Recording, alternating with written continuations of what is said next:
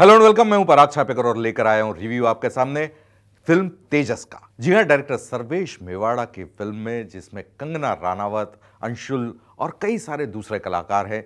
ये कहानी है एक ऐसी लड़की की जो बचपन से बनना चाहती एयरफोर्स ऑफिसर, और किस तरह से उसकी जिंदगी में उतार चढ़ाव आते हैं, किस तरह से वो एयरफोर्स ऑफिसर बनती है और आखिर में क्या होता है। यही कहानी है तेजस की। तेजस नाम इसलिए कि तेजस गिल, ये लड़की कंगना रानावत जिसका किरदार निभाती है।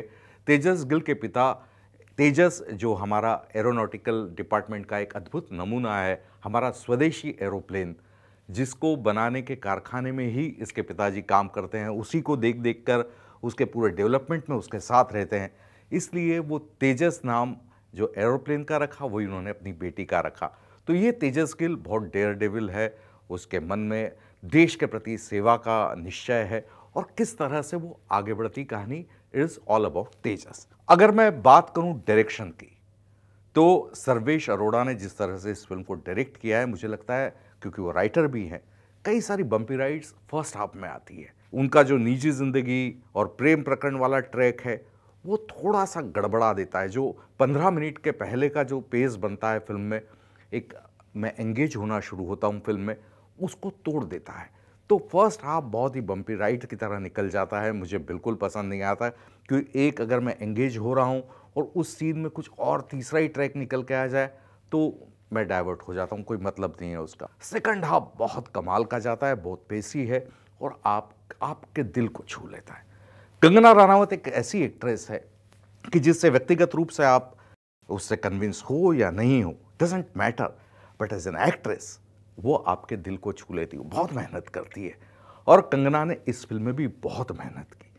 तेजस गिल के जीवन में जिस तरह के बदलाव आते हैं, जिस तरह के मूवमेंट्स आते हैं, वो पूरे शेड्स को कंगना बहुत अच्छी तरह से निभाती है।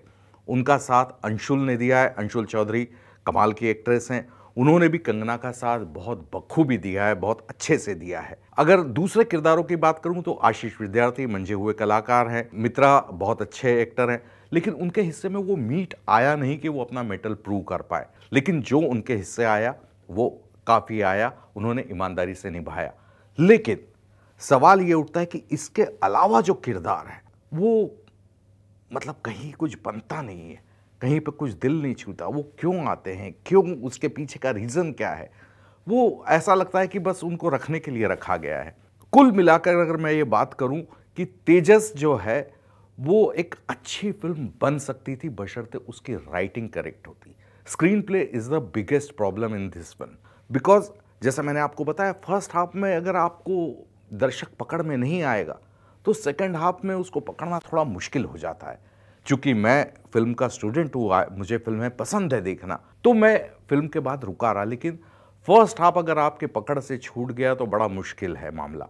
तो ये फिल्म मुझे ठीक ठाक लगती है क्योंकि कंगना मुझे पसंद है एज एन एक्ट्रेस, तो मैं कंगना के लिए ये फिल्म देखने गया था। अगर आपको भी कंगना पसंद है तो आप ये फिल्म देखने जा सकते हैं। वॉर फिल्में आपको पसंद है तो ये फिल्में आप देखने जा सकते हैं, क्योंकि जिस तरह के ग्राफिक्स इसमें यूज़ किए गए हैं वो बहुत बेहतरीन ग्राफिक्स है।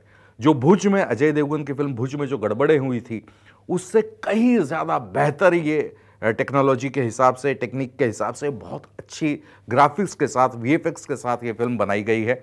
लेकिन कंटेंट को लेकर थोड़ी और मेहनत होती तो ये फिल्म अनादर लेवल पर होती।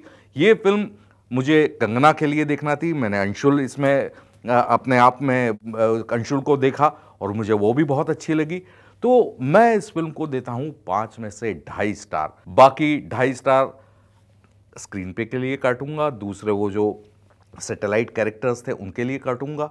तो 5 में से 2.5 स्टार। ओके।